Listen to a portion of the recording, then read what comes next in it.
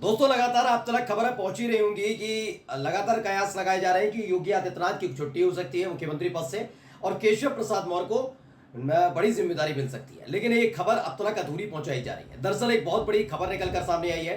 केशव प्रसाद मौर्य के नाम पर मुहर लग चुकी है।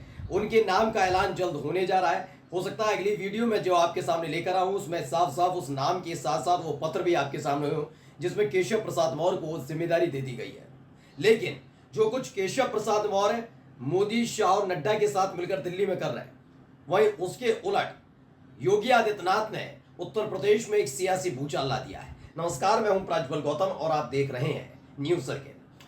अखिलेश यादव की 37 सीटों पर जीत के बाद हालात ये पैदा हो गए हैं कि जो पार्टियां तोड़ते थे, जो परिवार तोड़ते थे, जो सांसद और विधायक तोड़ा करते थे और उसके दम पर अपनी सरकार बनाया करते थे, अब उन्हीं के अपने पार्टी तोड़ने पर उतारू हो गए।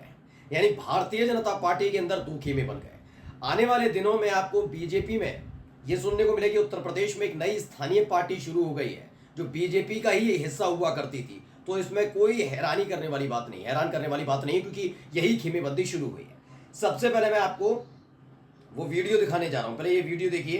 केशव प्रसाद मौर्य दिल्ली थे, दिल्ली में मुलाकात करने पहुंचे और उसके बाद की तस्वीर है जिसे लेकर केपी मलिक ने एक बात लिखी। उन्होंने कहा यूपी के उप मुख्यमंत्री केशव प्रसाद मौर्य ने नई दिल्ली के भाजपा मुख्यालय बुलाए गए, राष्ट्रीय अध्यक्ष जेपी नड्डा से मुलाकात की। लगातार जिस प्रकार के कयास लगाए जा रहे हैं उसी के मद्देनजर यूपी में बड़े उलटफेर की संभावना है। इस राजनीतिक चक्रवात में बाबा की किस्मत और उनके शक्ति प्रदर्शन दोनों का फैसला होना है। देखते हैं अब सियासी ऊंट यूपी में किस करवट बैठता है। दरअसल हुआ ये कि जैसे ही ये खबर निकलकर सामने आई केशव प्रसाद मौर्य को बुलाया गया, वैसे ही योगी आदित्यनाथ भी एक्टिव हो गए। योगी आदित्यनाथ खास तौर पर अपने उन विधायकों के मन को, दिल को, दिमाग को टटोलने में जुट गए हैं जो आने वाले वक्त में जब योगी की कुर्सी को छीना जाएगा, ये खिसकाई जाएगी कुर्सी, उन पर दबाव बनाया जाएगा, इस्तीफा दीजिए या फिर आपको बर्खास्त कर दिया जाए, कुछ ऐसे तरह के हालात पैदा हों, तब उनके कितने ऐसे खास विधायक हैं जो उनके साथ खड़े नजर आएंगे और बीजेपी के फैसले के खिलाफ खड़े होकर बीजेपी को तोड़ने का काम करेंगे। ये सारी रणनीति वहां पर खेली जा रही है। वो भी मैं आपको खबर दिखाऊंगा। लेकिन महत्वपूर्ण खबर क्या है, ये मीटिंग होती है। इस मीटिंग से पहले एक काम केशव प्रसाद मौर्य ने किया था। दरअसल केशव प्रसाद मौर्य ने जब उत्तर प्रदेश की प्रदेश कार्य समिति की बैठक हुई थी, वहां पर एक बयान दिया था कि संगठन सरकार से बड़ा होता है। जब वो उस मीटिंग से बाहर निकलते हैं, उनको पता लगता है इसकी चर्चा तो उत्तर प्रदेश से लेकर दिल्ली और अलग अलग हिस्सों में हो रही है, तो उसके फौरन बाद ही एक ट्वीट करते हैं केशव प्रसाद मौर्य। वही चीज वो उस पर लिख देते हैं। लेकिन अचानक से बुलावा आता है कि दिल्ली बुला लिए गए। केशव प्रसाद मौर्य को लगता है कि उन्होंने कुछ ज्यादा बोल दिया और ट्वीट वो तुरंत डिलीट कर देते हैं। लेकिन जैसे ही ये मुलाकात हुई है उसके बाद दोबारा देखिए इसे ही ट्वीट किया गया है। क्या लिखा है? ऑफिस ऑफ केशव प्रसाद मौर्य, संगठन सरकार से बड़ा है, कार्यकर्ता का दर्द मेरा दर्द है, संगठन से बड़ा कोई नहीं, कार्यकर्ता ही गौरव है। अब देखिए तारीख भी देख लीजिए, 17 तारीख का है ये, 17 जुलाई को, जबकि मीटिंग जो हुई थी वो 14-15 जुलाई को हुई थी। और ये कब का है? 17 जुलाई। यानी वो वाला ट्वीट डिलीट किया, उनको डर लगा कि कहीं ऐसा तो नहीं है इसीलिए मुझे बुला लिया गया हो, तलब कर लिया गया हो। और इस दौर में केशव प्रसाद मौर्य मोदी, शाह, नड्डा से किसी भी तरह का बैर नहीं चाहते। उन्हें पूरी उम्मीद है कि उत्तर प्रदेश की सियासत में जब भूचाल आएगा और योगी आदित्यनाथ को कुर्सी से हटाया जाएगा तो केशव प्रसाद मौर्य को पूरी उम्मीद है कि उनको मुख्यमंत्री बना दिया जाएगा। इसलिए कोई बैर नहीं चाहते, इसलिए मीटिंग में जाने से पहले इस ट्वीट को डिलीट किया। लेकिन जब वहां जाकर पता लगा कि ये तो सारे अपने ही खिलाड़ी हैं, खुद का इन लोगों ने आशीर्वाद दे रखा है, तो दोबारा वही ट्वीट किया गया है। यही नहीं, खबर ये भी है, देखिए इसमें अब एक एक करके वहां खेमेबंदी शुरू हुई है। खेमेबंदी क्या शुरू हुई है पहले ये देखिएगा। देखिए, आज तक ने खबर चलाई दिल्ली में हलचल से दूर, एक्शन में योगी। दरअसल एक तरफ केशव प्रसाद मौर्य जेपी नड्डा से मुलाकात कर रहे थे। योगी आदित्यनाथ ये जानते हैं कि अब ये हाल ही में प्रदेश कार्य समिति की बैठक हुई, तभी नड्डा चाहते तो मुलाकात कर लेते, बात कर लेते। ऐसा क्या है कि दिल्ली तलब किया गया है, यानी खेल करने की तैयारी में है। यानी वहां पर केशव प्रसाद मौर्य अपनी गुटियां सेट करने में लगे हुए थे, मुख्यमंत्री बन जाऊंगा, ये हो जाएगा, तमाम चीजों पर चर्चाएं चल रही हैं। लेकिन यहाँ योगी आदित्यनाथ ने क्या किया, पढ़िए। दिल्ली में हलचल से दूर, एक्शन में सीएम योगी। अगली खबर ये बताते हैं, आज सीएम योगी ने कई अहम मीटिंग की। इस मीटिंग में क्या हुआ, बीजेपी के कई सांसद और विधायक से मिल रहे हैं योगी।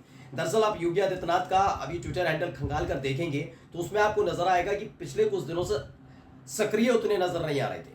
नेताओं से, विधायकों से, सांसदों से मुलाकात नहीं कर रहे थे इतना, न मंत्रियों से इतनी मुलाकात कर रहे थे। लेकिन योगी आदित्यनाथ को लगा ये ऐसा मौका है, अगर आप अपने लोगों को पहचान नहीं पाए, यानी मेरे पक्ष में कितने, मेरे समर्थन में कितने विधायक खड़े हैं, कहीं मेरे समर्थन वाले विधायक के साथ कोई ऐसी डील तो नहीं की जा रही वो टूट कर केशव प्रसाद मौर्य के साथ चला जाए, कहीं ऐसा तो खेल नहीं किया जा रहा कि टिकट कटने का डर या किसी और चीज का डर दिखाकर मोदी शाह अपने साथ लाने की कोशिश कर रहे हैं। ऐसे में अपने विधायकों को, अपने नेताओं को, अपने करीबियों को एकजुट करना बहुत जरूरी है। अगर ये एकजुट रहेंगे तो दबाव सेंट्रल पर यानी केंद्र सरकार पर, मोदी शाह पर और नड्डा पर बना रहेगा कि किसी भी कीमत पर योगी आदित्यनाथ की सरकार को छेड़ने की कोशिश मत करिएगा।